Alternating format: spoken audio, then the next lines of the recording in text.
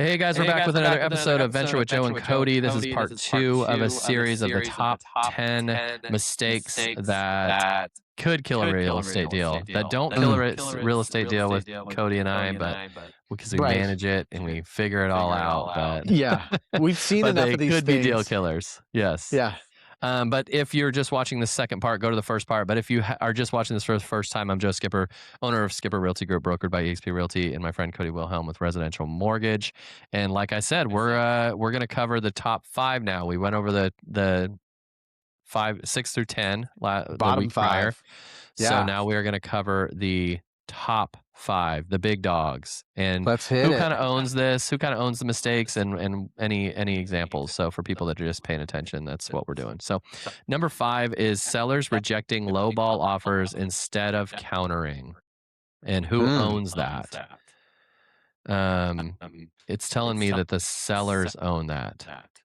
I think it's the agent. Okay. Ultimately, it's weird in this scenario because the sellers obviously have the say in anything they do. And that's what every agent has to keep in mind is it's not your house. It's not your money. It's not it's their biggest investment, and they need to know what to do. It's you have to advise them with data and logic to say, this is what I would do in this scenario, or this is what statistically this people do. There's been tons of times, though, that the offer is so offensive that even from data standpoint, I could be like, look, walk. Don't even respond to them.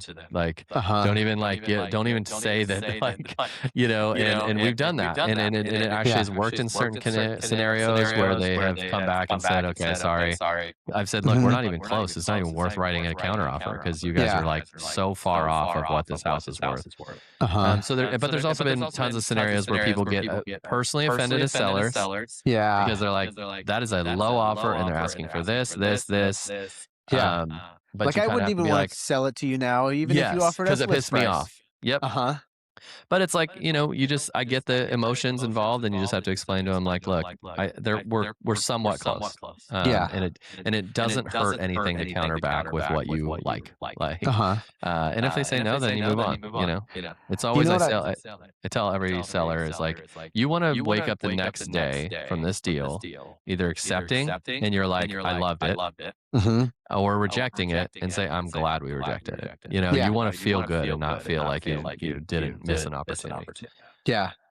Have you ever been in a situation where so say it's a lowball offer like that, and the counter was higher than the list price? Yes. Like, hey, you know what? You're going to go that far. I'm going to counter with you above what you have. I love that. And we've had it, and they were like so pissed that they're like, we know they're not going to work this deal. We don't want to work with this deal because they're so ridiculous that we offer more. Yeah.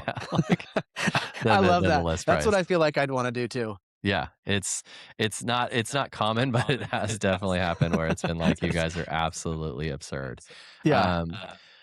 But yeah, it's actually, especially in this market, it's now a more balanced market. You're seeing a lot more of those offers that hit you in the heart a little bit, you're like, gosh, I listed it for this price. We thought we could get this price, and they're asking for $15K in closing, which ultimately nets the seller $15K less, which ultimately means they sold it for $15K less, than they wanted. Yeah.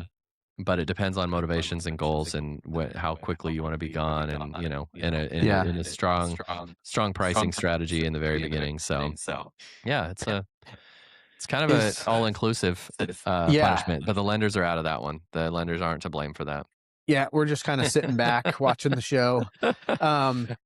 Is there and it's probably more house specific because you probably can't just put a blanket statement on that, but like, is there a percentage that somebody would be going under list price that's like, that's kind of the offensive percentage or number? Or is it, because obviously a $2 million home, $20,000 under is probably not an offensive thing, but if it's a $300,000 home and 20,000, it might be like, a little more like, dang, that's a bigger percentage. But I didn't know if there's kind of it's probably house to house and how long it's been on and all that and stuff. Price to price, because like you said, a $400,000 house and you're asking for $20,000 off. That's a pretty significant price drop on that house, or what you're asking for. But a $2 million house, you're asking for $50,000 even. It's like, okay, out of $2 million, are we sure? We're close. So, and there's so many factors involved. And again, like not to harp back on the part one where we were talking about sellers pricing their home based on emotion, is if you do price it higher, you're going to get the initial sticker shock of an offer, maybe a sticker shock, but maybe it's closer to market value, if that makes sense. So Sure. they Yeah. may be offering what you think is offensive, but maybe they're offering closer to market value, which was already lower than what your house is Yeah. listed at. So you're kind of always playing that game with sellers of, kind of keeping them grounded with what goes on. Because you should treat my mother-in-law told me a long time ago when I first started, is like you should treat every offer with the respect of it being the only offer. Like you may not get another I offer. like that. So Yeah. don't just poo-poo away even a low ball offer. It, it could be your last one. Like, and Sure. so you just really have to take every offer seriously. And so I really do that with clients. It's like, it sucks. You might hate these people. You might like that they offered this low, but let's just walk through it and see where we could kind of go back and Yeah. go back with them. And it doesn't hurt anything to go back and act like we're working with them. But yeah, Mhm. we've also had like plenty of just ignore them. So the day goes by, the agents are trying to reach out, and we're not doing anything. Like we're write another offer. Like Sure. so yeah. Well, and And I that's can always see how fun for that me would because be. I'm argumentative. I like being like confrontational. So when clients are like, "Dude, we're done," I'm like, "Yes." Like, Yeah. You're like, now it's getting interesting. now it's my game. Like I can be my immature self. So Oh, I love it. I love um, it. I'm the opposite. So I'd be like, can we yeah, make all something right, happen? sure, yeah. Let's all go out to lunch and talk this out. and talk this over.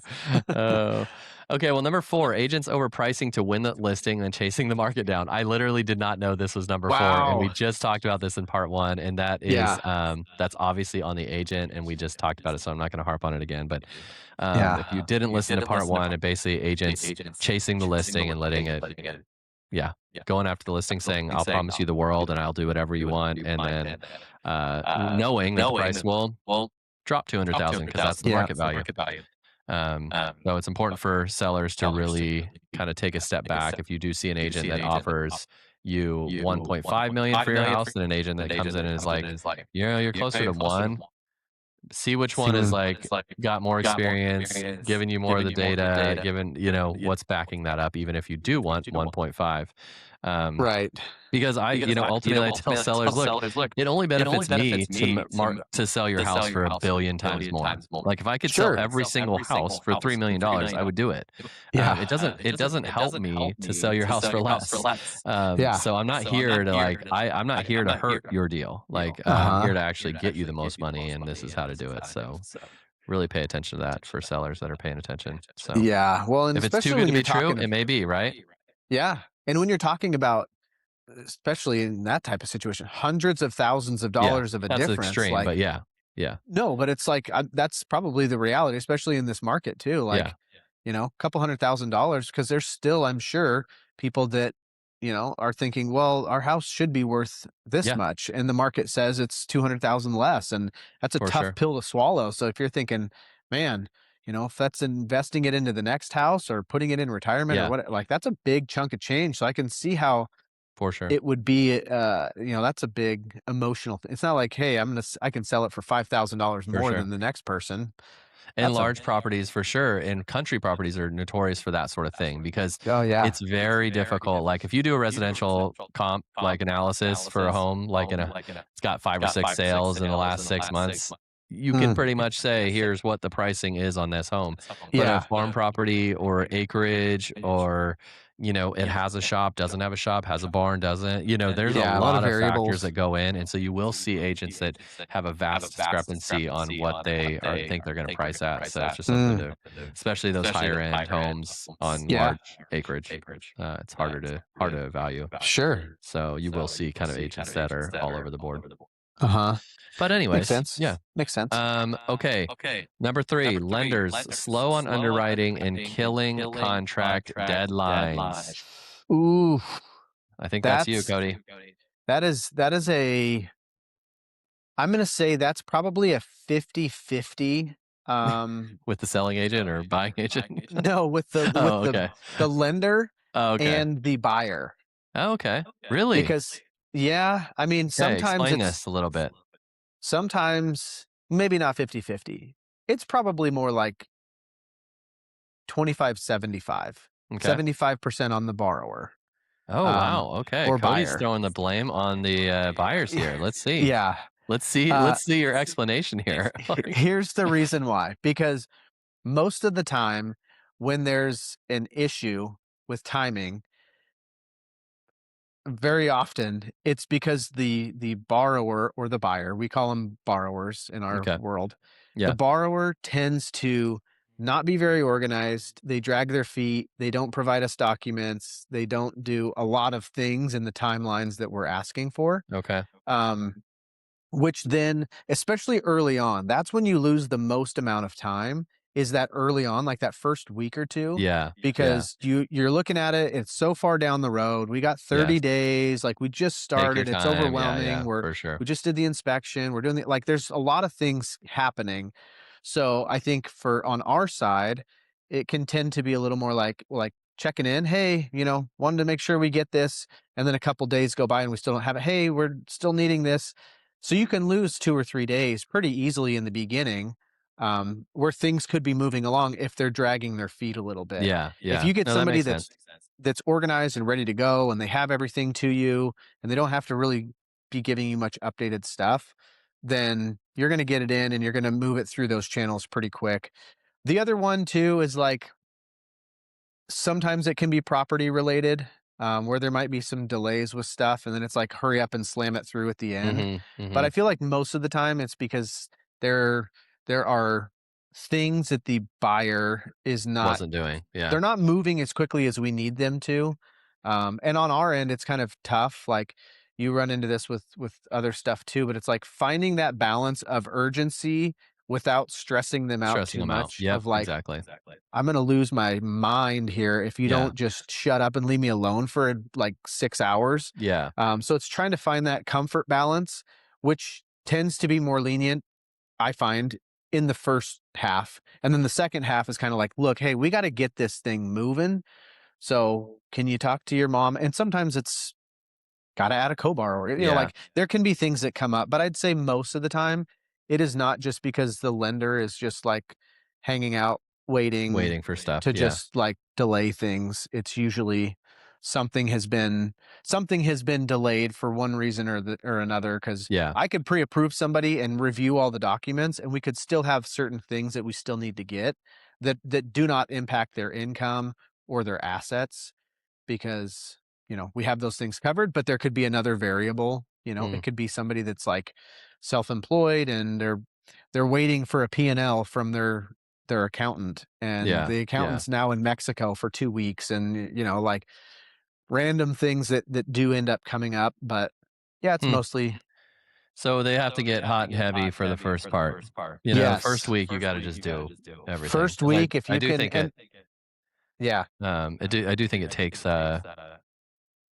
it takes a lull, right? Like, once you get the initial stuff in, then it's kinda there's a little bit of Yes. break, but It's yeah, that's like that first wave there is gonna be the most time consuming for you as the buyer, like that first week, because you're getting updated documents, you're signing your disclosures, you're dealing with an appraisal, you're dealing with, there's a million things going on. yeah, And then after that, it's like now you just kind of sit back and hurry up and wait. And we go through our channels of everything. And then it's going to be like, hey, we need a, updated this or updated yeah, that. But yeah, it's that first week or so that's really the most critical. Because yeah. you get to that point and you look back and you're like, man, if we could have saved a day here or here or here, It would've changed everything. it Yeah, would have changed our whole timeline because we would have yeah. been 3 days ahead now instead of up against the The clock time. here Yeah. stressing. So yeah. Okay, I thought it was gonna be lenders, but that makes sense. It could be I'd in let you go on that. certain situations, but That's what I just tell the buyers all the time. I'm like, "Yeah, right. it's your Yeah. lender. Don't worry about Ah, it." lenders. The lenders are just a pain. Yes. Number 2, buyers not understanding pre-qualified versus pre-approved. Mm. That's gonna be a lender Yeah, That's gonna be a lender thing. I think that goes back to the education piece again of, you telling me what you make and your scenario and me saying, "Okay, you're pre-qualified for this amount," is yeah, very different than running everything, looking at it all, analyzing their income and history and Yeah. everything. So that's on the lender for not specifying that of like, hey, this gives you an idea of what you can expect. And the other version is here's what you can qualify for. So I know How sometimes, often do you, do both? Like, how often is a pre-qual versus a pre-approval? Do you do more pre-approvals, or is it kinda yeah, equal, or I usually do more pre-approvals. The okay. pre-quals tend to be the people that are like, "Hey, I'm not looking for 6 months or a year, but I did wanna kinda just start having the conversation to see, like, I'm Yeah. not ready to have everything done, but, can you give me a ballpark idea of what I can be expecting?" So Okay. that's usually when those pre-qualifications will come in, and a lot of times they turn into a a pre-approval quicker than they are thinking, because if the news is something that they're excited about, then they're gonna be like, "Oh, wow, well, maybe we can do this sooner than we thought. Okay, what Yeah. does it take to get pre-approved? Because now that we know that we're here, Yeah, we we can might as maybe well do just it. do this and Yeah. be ready." Yeah. Um, Do you give out pre-qual letters? no, Okay. That's what I no. figured. Yeah, So if because someone, like, wants to actually write an offer, it's a pre-approval. You gotta go through the process. yeah, yeah. Okay. If the That's what I lender's figured. I doing just their was curious for job, people that are, like, thinking, I just want a quick, thing, and yeah, because yeah, which I don't see pre-qual letters when I get an offer. Like, yeah, if ever, I yeah. don't know if I've ever seen one. That's just a pre-qual. Probably not. But I mean, not to say that they're not out there, Yeah. but I think the hard part is most people, when they're looking at it as like pre-qualification and pre-approval to most people means the same thing.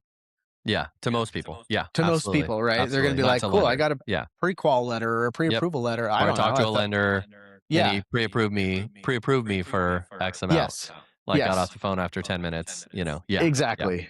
Yeah. So I think that it's probably just, you know, it says pre and some type of Yeah. qualified or approved. They're going to assume that we're good to go. Yeah. Um, but yeah, most of the time it's those people that are thinking that it's a little farther down the road, so they're not really ready to dive into it. But Okay. Yeah, that makes sense though, the pre-approval and the pre-qualification. It's worth it to just talk about just real quickly, like, hmm to make an offer, you gotta get pre-approved. So if you've talked to a lender and you called him for 10 minutes and he said, "You make this much money and here's your yeah, general debt," like, okay, cool, you can get pre-qualified for that. I think the average person, it makes sense that they think pre-qualified, pre-approval is the exact same thing, because it yeah, does sound the exact same thing. hmm But in a lending world, that means vastly different things. So, yes, so if you're calling yeah, your agent and he, saying you're pre-qualified for this, and you talk to your lender for a couple seconds and everything's good, you should probably hmm recheck with your lender yes, before you yeah, start writing an offer. right, yeah. Nothing worse than probably writing it all up to then ask for the pre-approval letter and then be like, oh, wait, what? Yeah. Yeah, They're and you'll not. find that with a lot of buying agents that it's not their fault. Like, it's, a lot of newer ones especially, they don't know what Mm, pre-qual and pre-approval is. It's the yeah, Wild West in real estate. You take your license and it's like, okay, go find clients, especially like a Zillow lead or a yeah, Redfin lead. And you kind of get in this thing and they're like, oh, we're pre-approved for, 800,000. And then, they're like, okay, cool, let's go look at houses. And you uh make an huh, offer and then the lender's like, well, no, we pre-qualified them, but we have yeah, to do all this stuff to ensure that that is indeed the case, that you are pre-approved for 800,000. Then it's like, now you're in this yeah, panic and this disappointment and everyone's kind of upset. And so hmm really knowing that in the agent side of things, but also as the buyer side of things, to, when you start seriously looking and you're ready to, like, potentially that day make an offer, you should yeah. probably talk to your lender before that. So Isn't it crazy that a while ago, like, you could just submit an offer without even including a mhm. pre-approval letter? Yeah. Like, and they just needed to get their financing figured out within I 5 know. days or something I like know. that. Like, It's crazy. I don't know, ever since I've been in it, like, in 2013 is when I got in, and that's when I remember it must have been before everything crashed. That was Yeah. probably just the norm, because I remember at that time starting out, and that was more of a question of like, have they been pre-approved? Like, have you had a chance to go over this stuff before we submit the offer? Mhm. But most of the time it was the letter was attached and Yeah. ready to go. But it's It's such crazy. a weird thought, especially over so much time of like, that's just that makes sense. Why would you wanna Yeah. submit an offer without knowing what your numbers look like and Yeah. payments and all that? But different world. Crazy times, man. You live and Yep. learn. Yep. Sometimes you don't learn. Yeah. Um, well, this one's kind of cheesy. I'm kind of mad that I didn't look at the last one. Number one Number one. is poor communication across all parties, agents, lenders, buyers, and sellers.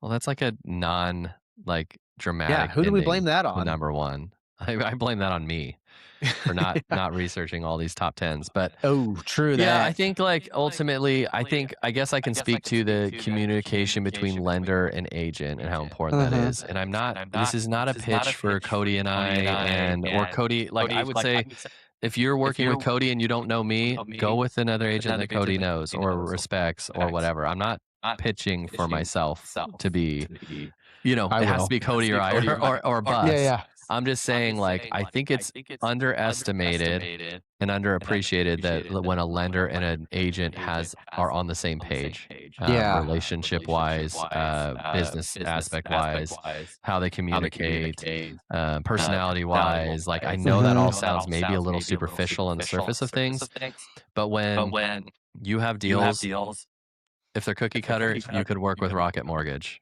Totally. Like, whoop-de-doo. Like, Yeah. it doesn't really matter. It's when things come up and you need answers. For me, specifically with you, I looked for obviously, we get along well and personality-wise, but at the same Mhm. time, like, I can text you almost always, Mhm. and you're there. Yeah. And there's nothing worse in a transaction when we have something come up that a lender is like, I don't work past 5. I don't work on the weekends. I don't work Yeah. this. I don't do this. I'm not going to answer my phone after this because, doctors don't do that. Right. Like, Oh, man, I hear that all the time. I want to throw up. But Yeah. no, I think that that's where we need, I think underestimating that is it could really kill a deal, especially if you're Mhm. a client. Whatever your payments might be different, you might do they're different than a salary, you might be different than a W-2, you might have a sudden change midway through the transaction. Like, having communication with your lender and your agent, and they're all on the same page to kinda help you Yeah. through that is more critical than you think, and we've had deals, you've had them, I've had them where they Mhm. failed with because of lack of communication. Like, not Yeah. anything different that could have been solved besides lack of communication. That's the most frustrating thing is Yep. losing a deal because the agent and the lender didn't talk to each other, or losing a Mhm. deal because the agent didn't answer the phone after 5 and we had to get something done that night. Like, so Yeah. yes, communication is key with all of this stuff, and I know it sounds Mhm. commonsensical, but man, the lender agent relationship can really kill the deal or make the deal. So, Yep. I completely agree. Not that that's probably much of a surprise because we're both in the same experience with it, right? Like yeah, we've yeah. we've both experienced. I've We've experienced it seen at it. times. Yeah, like we've It's seen not a it. sales pitch, it's like we've seen it No, with experience, like and you see it often enough too, where it's like there's such an appreciation, and you've ran into it probably with lots of lenders where you see good communication and then poor communication, yeah, and it. There's just something about that kind of teamwork aspect to it that goes so far beyond probably what's seen by the buyers and the sellers, yes, where there is that collaboration with stuff and communication and help and like, hey, here's what we're running into. Here's the thing that's kind of jamming things up right now. And you can brainstorm and you can work on that stuff and they can go, oh yeah, well actually I know the solution to this, or we had talked yeah, about this before and let me get that information for you.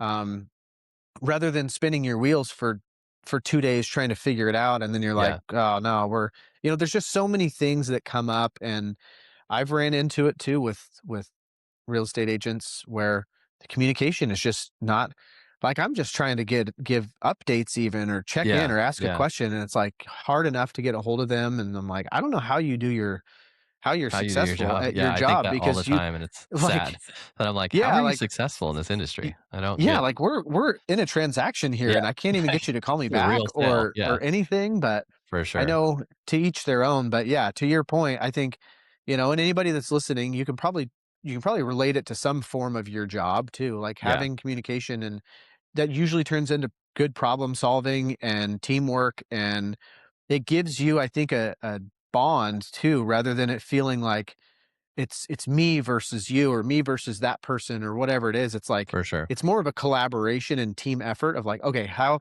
we all kind of have to pool in together to make this work and be the best experience for our clients and everything too. So having good communication tends to make the transaction better Yeah. overall as a whole for everyone. So Yeah, and it's like it's respecting the deal for what it is and knowing that yeah. this is not just a cog in the wheel. It is someone's purchase that Yes. is a big deal to them, and that it's they're already planning their move in, they're planning the bedroom, all Right. this stuff, and Yeah. really factoring that in. I think that's what you and I have done before, and in just in Mhm. our recent.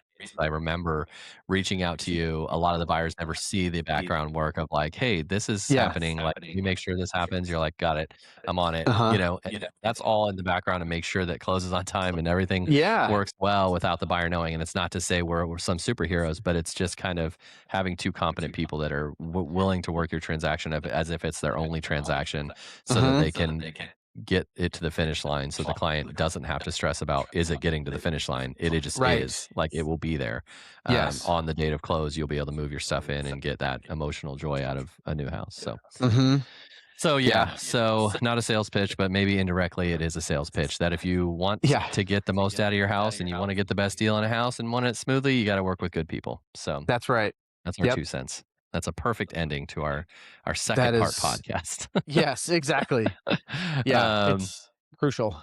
Yeah. So, okay, those are the top 10. If you haven't seen the first 10, go to our previous podcast from the earlier week. But yeah, cover the top 10 kind of potential deal killing mistakes and who owns Mm, those. So, and they're out there. They yeah. are out there. Yeah. Well, until next time, man, it was good talking to you, and thanks for all Hey, your you as well. insight. And if you guys could do us a favor, go to YouTube, Spotify, Apple, subscribe to our podcast, so that we can keep putting out more content and helping you Yes. guys out. Comment on any of this stuff on YouTube, especially that if you want to see Cody and I talk about certain topics or certain issues that you think are important, we're happy to do that too. So, Yeah. Give us some um, ideas here. yeah, and if you're not on Venture, go to our live stream we do every Thursday. Cody and I are on a live stream and talk about real estate stuff in our personal lives. So if you want to keep in touch with us personally and Whatever relationship random and things we have going whatever on. random stuff we're talking about. So, okay, man. Well, until next time, we'll talk to you later. All right, man. Sounds good. Okay, see ya. All right.